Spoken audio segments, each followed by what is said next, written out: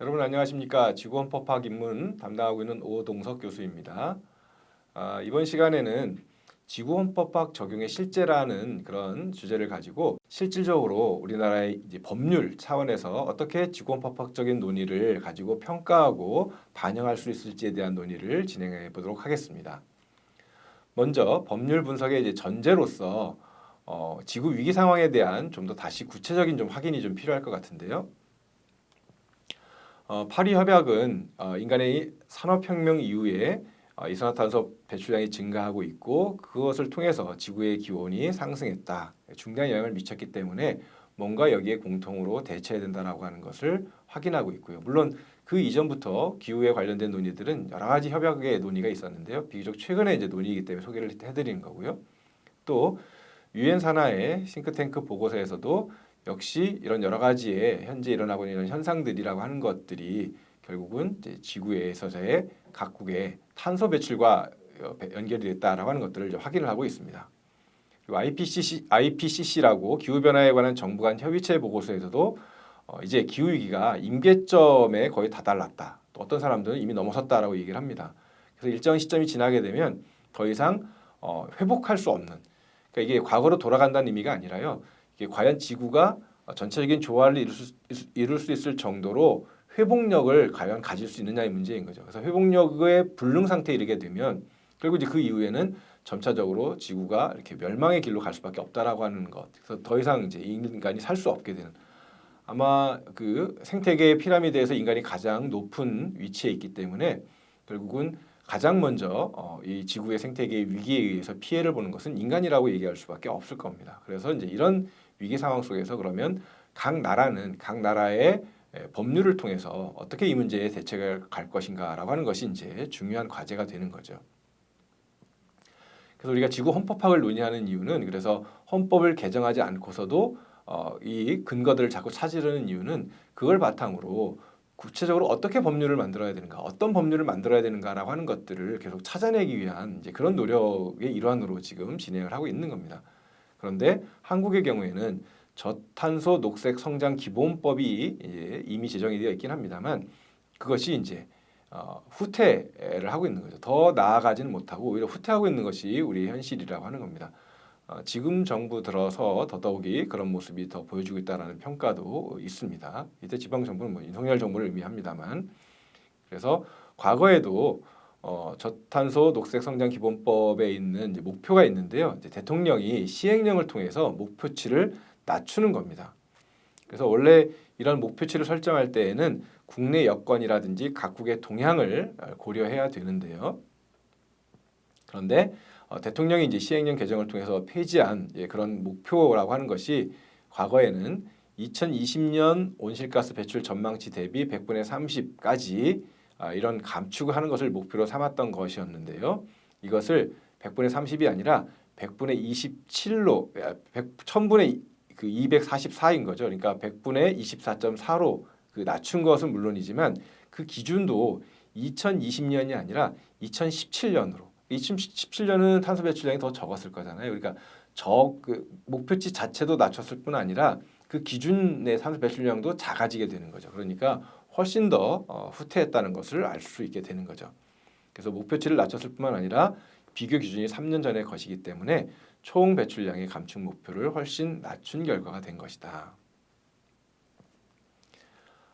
그런 이제 것들을 이제 구체적으로 살펴본 것 말고도 자연을 법률이 구체적으로 어떻게 대응하고 있는지 보고 있는지를 한번 살펴볼 필요가 있습니다. 결국은 지구헌법학의 과제는 지구의 위기 상황에 대처해서 인간이 어떤 사회 체제를 만들어 감으로써 거기에 대응할 것인가의 문제였다라고 한다면 사회 생태학자들이 말하는 것도 마찬가지인 거죠.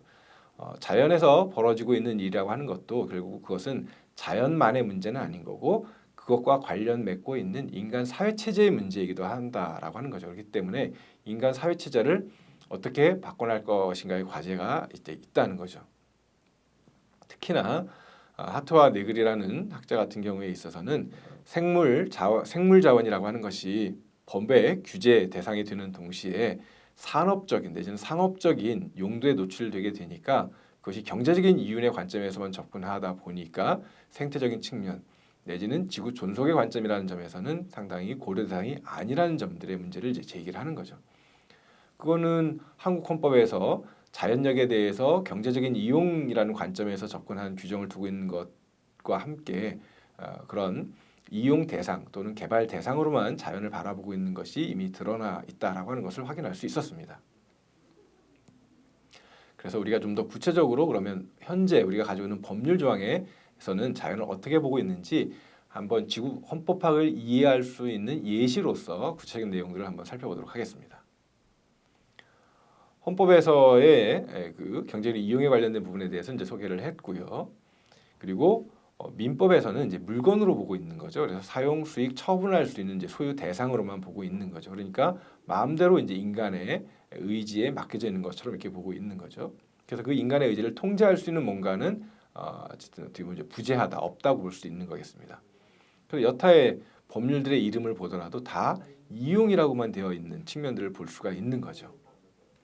근데 단순히 그런 개별적인 법률을 넘어서서 자연 환경을 보존한다라고 하는 이제 이런 이제 법률에 있어서도 보면 실질적으로는 보존이라고 하는 것을 왜 보존하느냐? 그리고 이제 이용할 수 있기 위해서라는 거죠. 그 이용이라고 하는 것은 일정한 한계가 있거나 적어도 그 자연이 또는 지구가 회복력을 통해서 회복할 수 있는 시기에 대한 규제 없이 무조건 이제 이용을 위한 보존이라고 하는 이제 이런 이제 규정으로 되어 있는 거죠.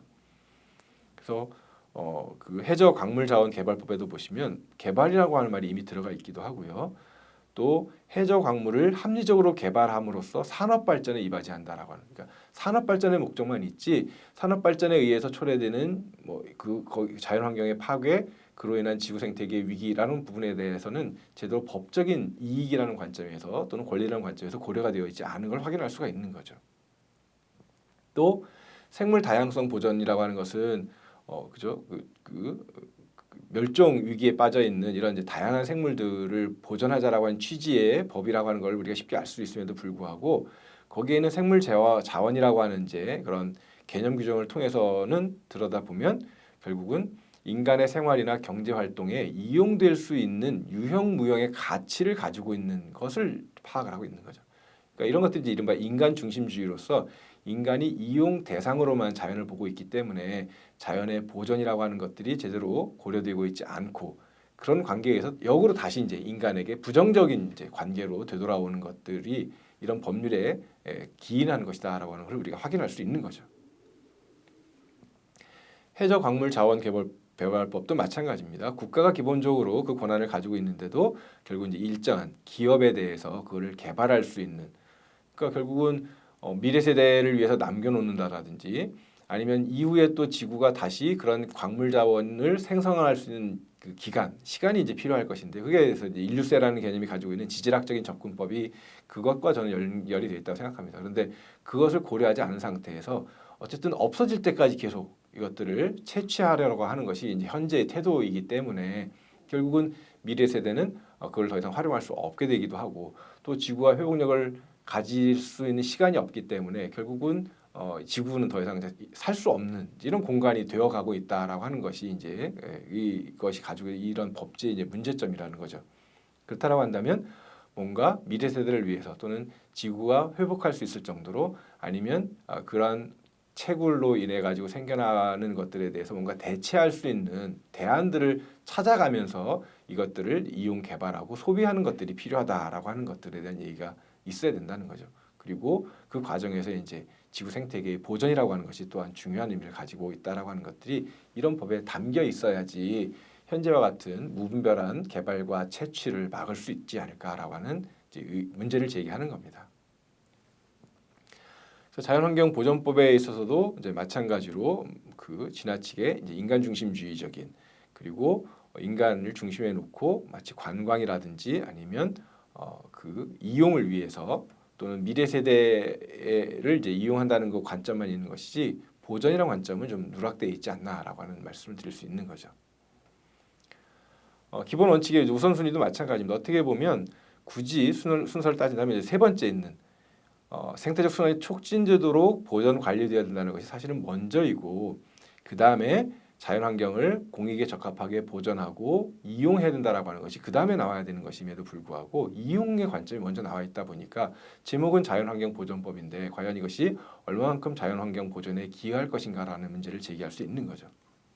더욱이 그 여덟 번째도 보시면 일곱 번째부터 보시면 일곱 번째 국제 협력이라는 게 상당히 중요하다고 한다면 국제적인 보조를 맞춰가는 것에 대한 얘기들도 좀 더 앞에 우선순위에 놓여져야 될 것이라는 것이겠고요.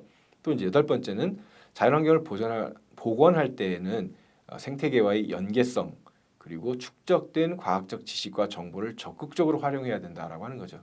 근데 물론 이때 과학 지식과 정보도 한편에서는 사실은 그 연구를 진행할 수 있는데 필요한 여러 가지 재원들이 있어야 되기 때문에 이용의 관점에서 이것들이 많이 연구가 진행될 수 있는 가능성도 큰 거지 않습니까? 물론 이제 지금은 이제 바뀌고 있기는 합니다만 그런 점에서 보면 이런 과학적 지식과 정보를 적극적으로 활용해야 되면 물론이지만 이런 지식과 정보를 만들어내기 위해서 연구를 진행하기 위해서는 뭔가 이런 자연을 이용하기 위한 관점, 그래서 경제적 이윤이 생기는 것들을 전제로 해서 연구 개발을 촉진한다라기보다는 지구 환경을 유지함으로써 어떻게 인간과 다른 존재들이 지구 위에서 살아갈 수 있는지에 대한 것들을 우선적인 가치로 놓고 연구를 진행해야 될 것이고 그래서 환경 친화적인 기술들이 이른바 선진국에서 개발도상국으로 계속 이전될 수 있도록 경제적인 어떤 대가 없이도 이전될 수 있도록 그래야지만 지구의 공동의 위기 상황에 대해서 공동으로 대처할 수 있는 길이 열릴 거라는 점에서 이런 원칙에 있어서도 지구 헌법학적 관점에서 재검토가 필요하다라고 하는 문제를 제기할 수 있을 것 같습니다. 또 하나는 최근에 이제 산불이나 이런 것들은 자연재해이지만 사실은 멀리 원인을 찾아보면 인간의 어떤 환경 파괴에 기인한다라고 하는 것이 모든 사람들이 인정할 수 있는 거지 않습니까? 그렇다고 한다면 이걸 순수히 자연재해라고 볼 수 없다는 거죠. 한국 사회에서 나타나게 되는 사계절이 사라지고 있다라든지 여름에 마치 동남아에서 과거에 볼 수 있었던 정도의 어떤 스콜과 같은 소나기라든지 아니면 이제 태풍의 진로 자체도 과거와는 다르게 이제 예측할 수 없게 되는 현상들이 일어나고 있는 것들은 이제는 더 이상 자연재해로 볼 수 없다는 거죠. 그렇다고 한다면 이 부분에 대해서 뭔가 근본적으로 원인을 분석해가고 대처해가면서 실제로 거기에 적응할 수 있는 대책을 마련해야 되는데 그것이 이제 과거에 하던 방식으로 해서는 결국 새로운 그런 변화에 지구의 변화에 대응할 수 없게 되는 거고 그 대응을 제대로 못한다는 얘기는 많은 사람들이 생명이라든지 또는 생활의 터전을 잃을 수밖에 없다는 것으로 이제 연결되는 거죠.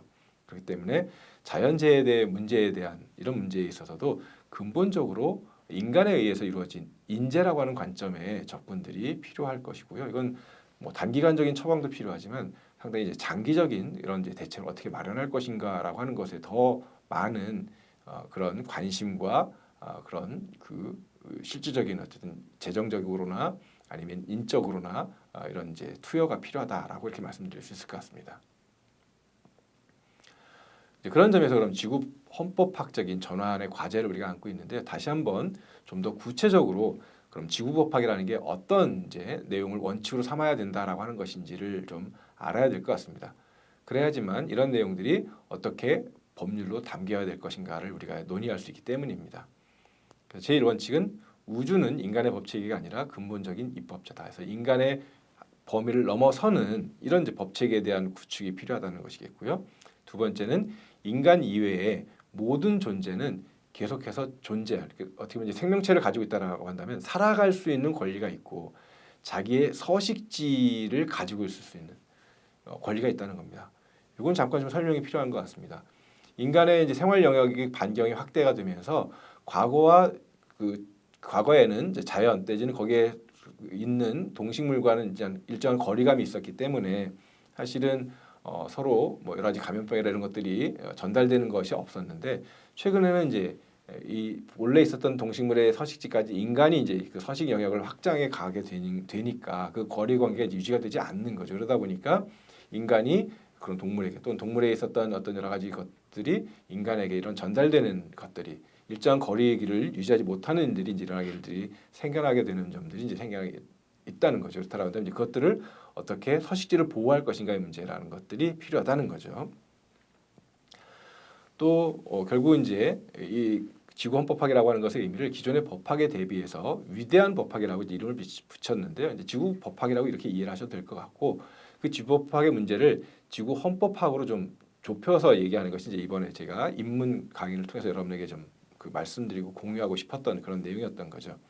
그래서 다시 한번 이제 앞에 그냥 건너뛰고 이제 5번째 원칙으로 넘어오게 되면 결국 지구 공동체를 구성하는 관계를 강화하거나 약화, 즉 지구 공동체를 중심에 놓고 인간 행위 합법성을 따져야 된다는 거죠. 그러니까 주로 이제 그 전에 논란에 있어서는 법학에 있어서는 민법은 다른 사람의 재산 또는 형법은 다른 사람의 생명이나 이런 것들에 대한 침해 문제로만 접근을 했던 거잖아요. 근데 그것이 이제 지구 전체적 관점에서 형법과 민법의 이런 법리들이 구성되어야 될 것이다. 그리고 이제 범죄 행위에 대해서는 처벌이 능사했다라고 한다면 이제 세 번째 나와 있는 것처럼 이제는 회복을 어떻게 할 것인가, 이제 지구 생태계 회복을 어떻게 하도록 의무지울 것인가, 책임을 지게 될 것인가라고 하는 것들이 이제 중요한 그런 이제 법리적인 이제 발전 방향으로 이제 바뀌게 돼야 되는데 전환돼야 된다라고 하는 것이죠. 그래서 자연을 권리 주체로 이제 보는 것들을 더 넘어서는 이제 과제들이 저는 좀 필요하다고 생각합니다. 자연의 권리 주체를 인정하는 것은 하나의 출발점인 것이지 그게 종착점이 될 수는 없다는 거죠. 또 그때 자연은 관련 누구인지 시인 페소아라고 하는 이제 시인이 뭐 시적으로 표현해서 그렇긴 합니다만 이 사람은 이제 자연이 없다는 거죠. 인간의 추상적 권리로 그 개념으로서의 자연을 얘기할 것이 아니라 실제로 존재하는 한 포기의 풀, 한 포기의 꽃, 그리고 한 그루의 나무 이런 존재들에 대해서 우리가 생명의 존중이라고 하는 것들에 대한 것들을 염두에 두고 인간의 법 체계를 구축하는 것이 필요하다. 그래서 토마스 베이라는 분의 이제 다시 말을 원용하게 되면 자연은 자비롭기도 하지만 인간에게 여러 가지 살아갈 수 있는 터전을 마련해 주기도 하지만 때로는 난폭하다. 그래서 인간이 자연의 생태계를 파괴한다라고 판단이 되는 경우에 있어서는 어쨌든 자연은 계속해서 거기에 대한 어떤 반작용들을 불러일으키고 있기 때문에 그것이 인간의 생존을 때로는 위협할 수 있는 그게 이제 지금의 현재 상황이라는 거죠. 그래서 이런 상황을 극복하기 위한 이제 공동으로 함께 국경을 넘어서서 모든 사람들이 다른 그 인간이 아닌 존재들과의 관계를 적절하게 회복해 가면서 결국은 법 체계를 구축해야 되는 것들이 이제 필요하다라고 하는 것입니다. 그래서 그런 과정들을 이렇게 쭉 정리해 보면 결국은 국회에서 이제 그런 것들을 마련해야 될 거고 그러면 당장 바꾸기는 어렵다고 하지만 현재 체제를 넘어서서 좀 더 적극적으로 법제화가 이루어질 수 있도록 하는 이런 내용들을 우선적으로 그 진행을 하면서 중장기적인 이런 과제들을 설정하고 또 그래서 이제 근본적인 헌법 체제 전체를 바꾸는 노력들이 필요하다는 거죠. 그래서 단기적인 계획과 또는 중장기적인 이런 계획들을 지금 당장 논의를 하는 것들이 그나마 이런 비상사태 시에 우리가 생존하기 위한 그런 그 길들을 모색할 수 있는 이제 어떻게 보면 많지 않은 이제 시간을 활용해야 되는 부분이다 이렇게 말씀드릴 수 있을 것 같습니다. 예, 수고하셨습니다. 여기서 마치겠습니다.